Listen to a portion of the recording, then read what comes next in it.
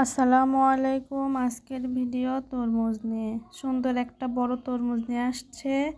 তরমুজটা আমি মাঝখান দিয়ে কাটেছি। দেখেন, তরমুজটা বেশি পাকা না, হালকা হালকা লাল। সিজন ছাড়া তরমুজ তো এই জন্য এমনই হয়। এখন আমার ছেলে খাইতে চেয়েছে, তরমুজের জন্য অনেক বায়না ধরেছে, বাবা আমি তরমুজ খাবো। এজন্য ওর বাবা নিয়ে আসছে।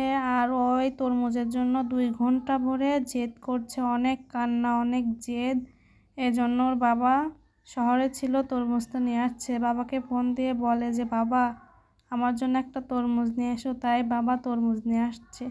এখন ছেলে খাইতে চেয়েছে, না এনে তো আর পারে না, এর বাড়ির বড় ছেলে, কারণ ও যখন যা খেতে চায় তখন সেটাই পায়। সবার আদরের কলিজার টুকরা আমার ছেলেটা।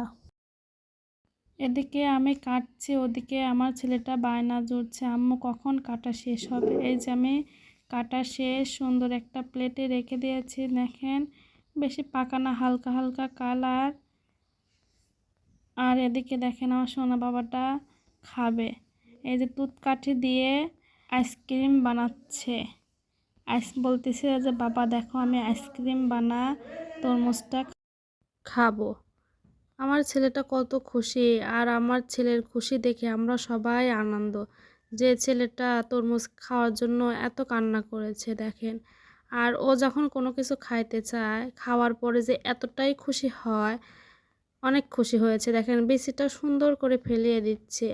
ও কোনো রকমের ফল সেভাবে খায় না, ওকে আমি কোনো ফল খাওয়াতে পারি না।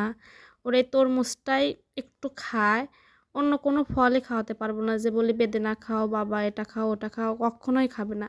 শুধু তরমুজটা তার অনেক পছন্দ তরমুজ।